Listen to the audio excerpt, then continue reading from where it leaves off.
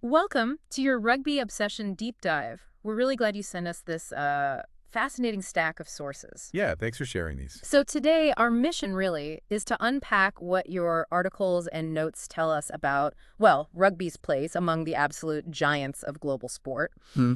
And then, which is pretty exciting, look into the future of the game based on the other info you shared. Yeah, it's a great mix of material you've given us. It gives us a look back at, legendary status achieved, but also that sneak peek at the road ahead. Right. Sport just has this amazing ability, doesn't it, to create these teams that sort of transcend their own game. Absolutely. You think about those iconic dynasties, names that everyone knows, whether you follow that sport closely or not. Yeah. And what jumps out straight away from the sources you send is this recent feature from Ruck. It references a Givemesport ranking. Okay. Now, this isn't just rugby teams. It's a ranking of the 10 greatest sports teams of all time across all sports. Wow, okay. That's ambitious. It really is putting rugby right there on the biggest stage imaginable. It's a massive list, like you say, spanning decades, different sports, baseball, football, basketball, ice hockey. Yeah. It forces you to try and compare, well, dominance and impact across totally different competitive worlds. And the key finding, the really big takeaway from that ranking source right near the top, a rugby team didn't just make the list, it landed incredibly high. Okay, I'm intrigued. We're talking about the New Zealand All Blacks. Ah, okay. Makes sense. But which era? Well, specifically, the source highlights their era from 2011 through 2015. Right, the back-to-back World Cup era. Exactly. And on this list, this top 10 of all time, they are ranked number 3. Number 3, seriously. Ahead of some huge names, I bet. Oh, yeah.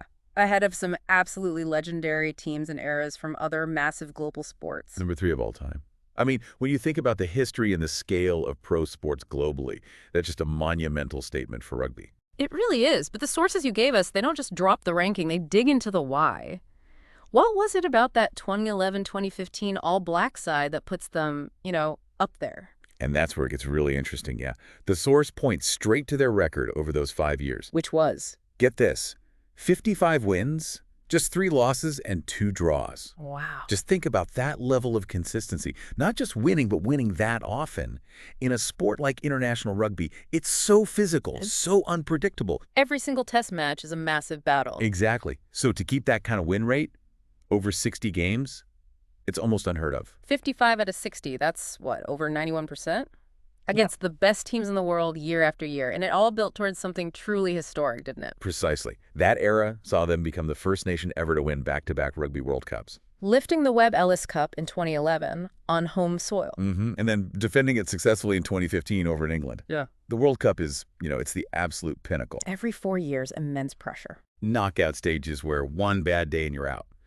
To navigate that twice in a row against teams getting better and more desperate, it just says so much about their mental strength, their depth. And they weren't just a machine. They were led by some absolute legends of the game, players who defined that whole period. Absolutely. The sources rightly mention legends like Richie McCaw. A captain. Captain for both those World Cups, yeah. Yeah. Just the ultimate leader on the pitch. Yeah. Kieran Reid, a huge force in the back row. Yeah. And, well, Dan Carter, of course. Can't forget DC. Carter's story in that 2015 tournament. Mm-hmm. Coming back from injuries, the pressure, and then just delivering an absolute masterclass in the final. Player of the tournament, too, wasn't he? He was. That whole narrative just adds another layer, beyond the pure stats. The sources also talk about how they played, not just the results. It was a certain style, wasn't it? Captivating, but also incredibly effective. Yeah, this is where the description in your source really nails it, I think. It talks about a blend of brutal efficiency and thrilling skill. Which sounds almost contradictory. Well, yeah, but think about it. Their relentless forward pack gave them that brutal efficiency. Dominated set pieces, the breakdown, the gain line, just laid the platform. Okay. But then the electric back line, as the source puts it, had the skill, the vision, the speed to just tear teams apart, scoring tries from anywhere. So it wasn't just grinding out wins. They could produce those moments of, individual magic and flowing team play that just took your breath away. Yeah, exactly. And the sources mention unmatched squad depth. That's crucial. Yeah, in rugby, injuries are inevitable. Right. Fatigue sets in. Yeah. Their ability to bring guys off the bench or even rotate the squad without a big drop-off in quality or intensity Yeah. that was vital over 5 years and through those grueling tournaments They really did perform with this unique mix of grace and power. Grace and power. Yeah, that phrase really sticks. And look, you can't talk about the All Blacks without mentioning the haka. No, you absolutely can't. And it's so much more than just, a pregame ritual, as your sources suggest. It's this incredibly powerful symbol of their unity, their strength, their connection to their Maori heritage. It grounds the team, connects them to their past. And it's a huge psychological factor, surely, for them and the opposition. Definitely. It's all part of that mystique, that cultural weight they bring onto the field. So when you put it all together, that staggering record, the back-to-back World Cups nobody else had done, the iconic players, the style of play, the depth, the haka, you can see why this specific All Blacks era gets singled out. Yeah, it all stacks up. And it lands them at number 3 on a list across all sports. The sources put them alongside, like, the New York Yankees dynasty that won 5 straight World Series back in the late 40s, early 50s. Or Pep Guardiola's Barcelona team from 2008-2011, the tiki-taka era that changed football. So being ranked alongside teams like that, teams that had that kind of multi-year dominance and genuinely reshaped their sports globally, it just underlines how huge the 2011-2015 All Blacks achievement really was. It cements rugby right there at the top table of global sport, based on the material you sent us. It's a really powerful reminder of rugby reaching peak performance. Now, if you're finding this deep dive into rugby's place among the all-time sporting greats interesting, and you want more of this kind of analysis digging into sources like the ones you shared, Which we love doing. then make sure you subscribe to Rugby Obsession. We'll keep digging into the stories, the stats, the passion of the game. Just hit that subscribe button. Please do. Okay, so we've used one part of your sources to look back at a legendary team. Achieved greatness. Now, let's pivot. Let's use the other information you gave us to look ahead. Right, towards the 2027 Men's Rugby World Cup in Australia. Exactly. So, World Rugby has recently confirmed the preliminary groups for 2027. Now, it's important, as your sources point out, these are based on current world rankings. The final lineup isn't totally locked in until after the final qualifying tournament in Dubai. That's later this year, November 8th to 18th, I think. Right. But these initial pools give us a really exciting first look, don't they, at the potential pathways, the clashes. Oh, yeah. And they look absolutely loaded with potential drama already. Let's walk through Pool A then, as described in the sources you sent. Okay, Pool A. It features the current, undisputed kings of rugby, South Africa. The Springboks. 4-time champions, coming off back-to-back wins in 2019 and 2023. The sources describe them perfectly, I think. Brutal, brilliant, battle-hardened favorites. That sounds about right. Their record is incredible. They've never missed the quarterfinals since they rejoined the tournament back in '95. That's just an amazing run of deep tournament performance. Brutal, brilliant, battle-hardened. Yeah, paints a clear picture of that physical, disciplined, very effective style. Okay, who else is in Pool A? Alongside them, you've got Scotland. Scotland. Their World Cup story, as your sources note, is kind of one of near misses, isn't it? It really is. They've reached the quarter 7 times, but haven't managed to get past that stage since way back in 1991. Wow, 91. And they've had some really tough draws recently, 2019, 2023. Yeah, I remember those pools. So this goal might offer a slightly different challenge, but, and the sources are quick to say this, Japan and Tonga are major threats in this group. Okay, let's talk about them. Japan first. Japan, remember, the heroes of 2015, and then hosts and quarterfinalists in 2019. They've genuinely transformed themselves into a real global force. They play that really fast, exciting rugby. Totally. Fearless, the source calls it, and incredibly high tempo. They are absolutely capable of stunning Tier 1 nations. We've seen it. Didn't they beat Scotland in 2019? They did indeed. Knock them out, in fact. Yeah. So that match could easily be another massive pool-defining clash in 2027. Okay, a fearless team that can cause upsets. And then Tonga. Tonga, they've shown they can pull off shocks, too. Famously beat France back in 2011. Right, I remember that. Now, getting out of the groups has always been tough for them, but they bring just ferocious physicality and raw emotion to every single match. You know you're in for a battle. Exactly.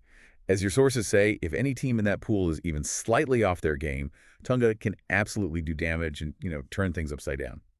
So Pool A, it's not just about South Africa. It's a really intriguing mix.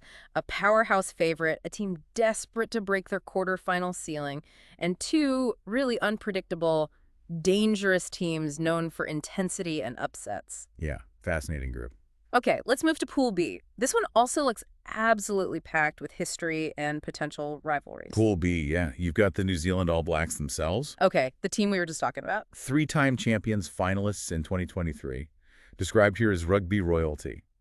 And you know that loss to South Africa in the last final? Still hurts them, I bet. Oh, massively. You Yeah. can fully expect them to arrive in 2027 with a ruthless campaign seeking redemption, as the source puts it, especially playing on Aussie soil against their big rivals. And facing them on that home soil will be Australia, the hosts. Yep, the Wallabies, hosts for 2027, two-time winners themselves, but, and this is the big but, they're coming off that disastrous group stage exit in 2023. Yeah, that was rough. Clearly, as the sources note, that shattered confidence. But look, home advantage is a huge factor. Definitely. And they have a useful squad, apparently, which offers hope for a big turnaround. They have reached 4 World Cup finals in their history, so the potential is there, even if 2023 was a shocker. Okay, All Blacks seeking redemption, hosts looking to rebound. Who else? Then you have Samoa. Ah, Samoa. Always dangerous. Quarterfinalists way back in 91 and 95. They remain, as your sources rightly say, one of the most dangerous Pacific Island sides. Remember how hard they pushed England in their last pool game in 2023? Yeah, that was a close one. Always capable of an ambush against the big teams. And your sources specifically flagged the Australia versus Samoa clash. Oh, yeah. Says could be particularly spicy.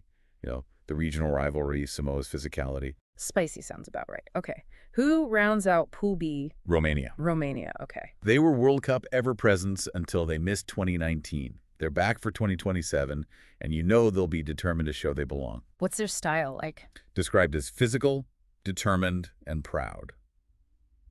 Their match against Samoa could be really important for deciding third place in the group, which actually matters for future qualification cycles too. Right, so Pool B fallen giants looking for redemption, New Zealand, Australia, a really dangerous potential spoiler in Samoa, and a determined European qualifier in Romania.